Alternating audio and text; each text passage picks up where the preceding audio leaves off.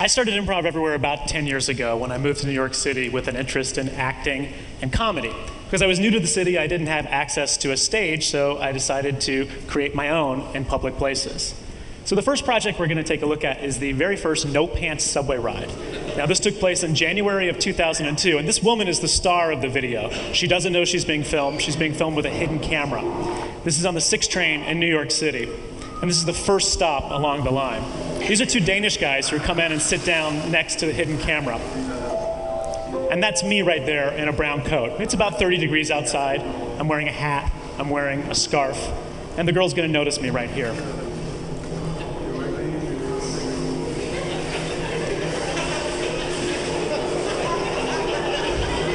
And as you'll see now, I'm not wearing pants. So, At this point, she's noticed me, but in New York, there's weirdos in any given train car. One person's not that unusual. She goes back to reading her book, which is unfortunately titled Rape. I'm not sure.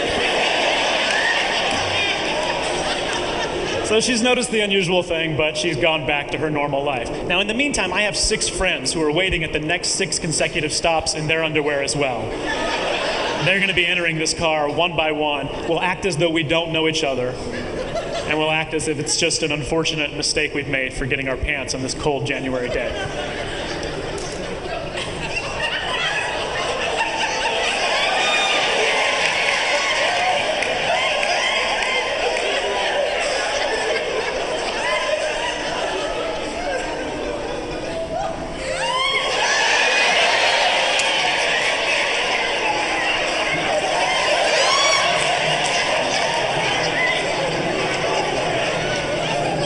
So at this point, she decides to put the rape book away.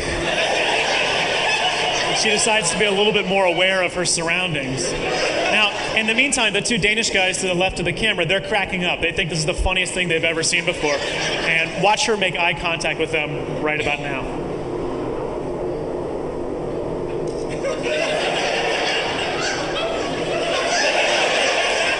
I love that moment in this video because before it became a shared experience, it was something that was maybe a little bit scary or something that was at least confusing to her. And then once it became a shared experience, it was funny and something that she could laugh at. So the train is now pulling into the 3rd stop along the 6th line.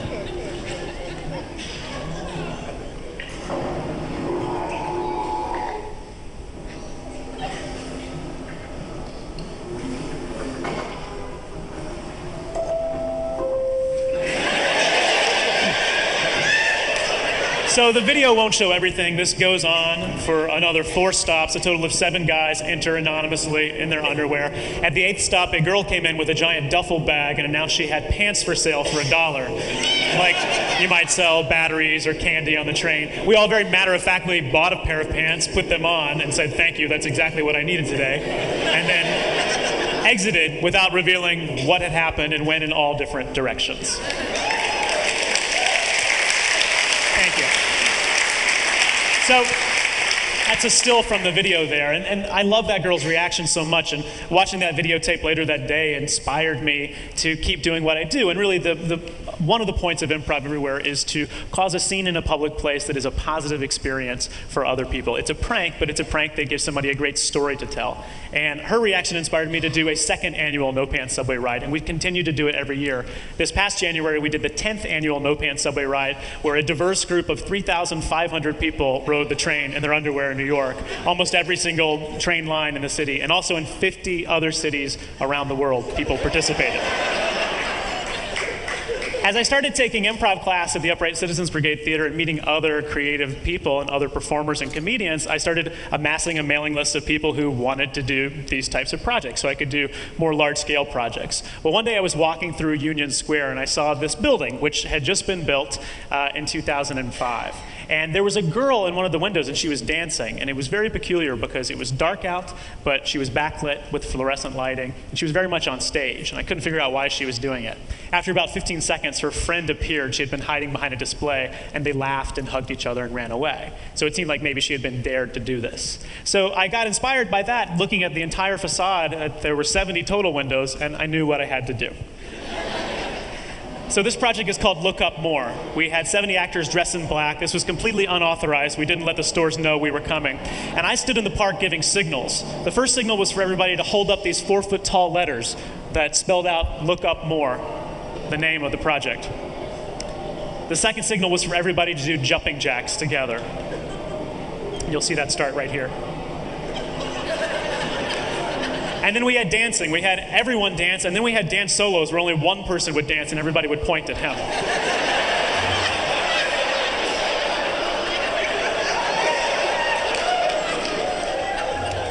So then I gave a new hand signal, which signaled the next soloist down below in Forever 21, and he danced. There were several other activities. We had people jumping up and down, people dropping to the ground. And I was standing just anonymously in a sweatshirt, putting my hand on and off of a trash can to signal the advancement. And because it was in Union Square Park, right by a subway station, there were hundreds of people by the end who stopped and looked up and watched what we were doing. There's a better photo of it. So that particular event was inspired by a moment that I happened to stumble upon. The next project I want to show was given to me in an email from a stranger. A high school kid in Texas wrote me in 2006 and said, you should get as many people as possible to put on blue polo shirts and khaki pants and go into a Best Buy and stand around. So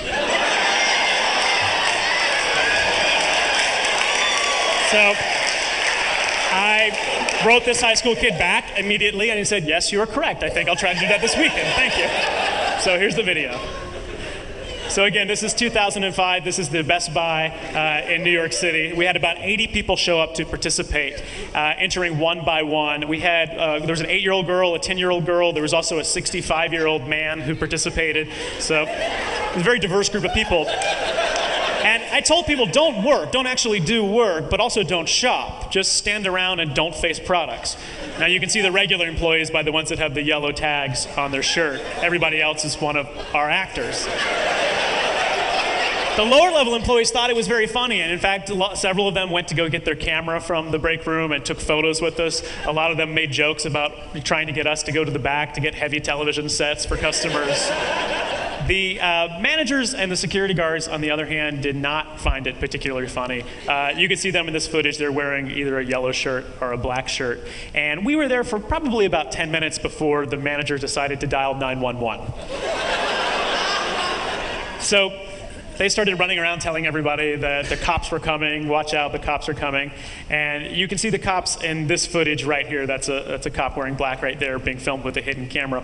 Ultimately, the police had to inform Best Buy management that it was not in fact illegal to wear a blue polo shirt and khaki pants.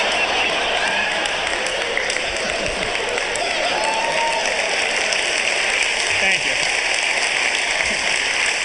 So, we had been there for 20 minutes. We were happy to exit the store. One thing the managers were trying to do was to track down our cameras. And they caught a couple of my guys who had hidden cameras in duffel bags. But the one camera guy they never caught was the guy that went in just with a blank tape and went over to the Best Buy camera department and just put his tape in one of their cameras and pretended to shop.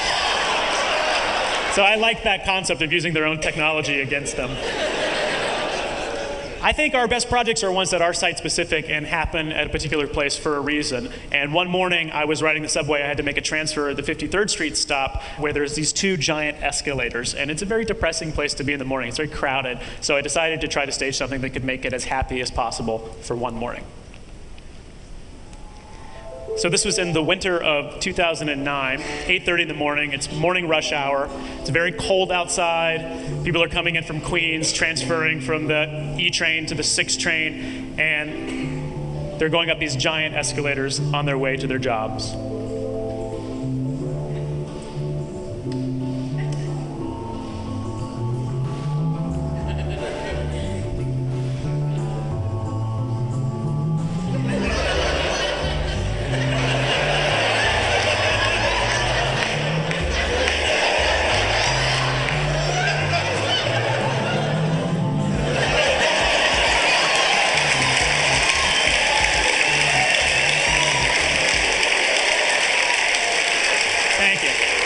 there's a photograph that illustrates it a little bit better. He gave 2,000 high fives that day, and he washed his hands before and afterward, and did not get sick. And that was done also without permission, although no one seemed to care.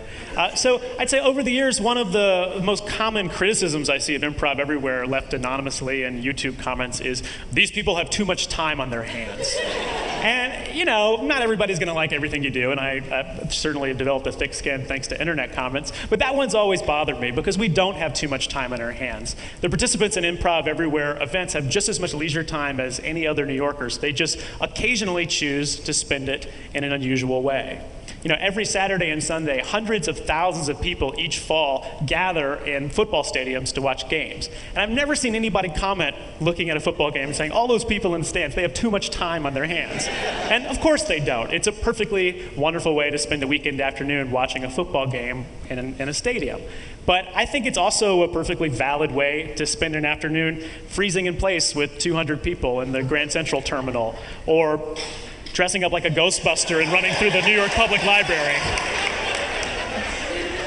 Or listening to the same MP3 as 3,000 other people and dancing silently in a park. Or bursting into song in a grocery store as part of a spontaneous musical.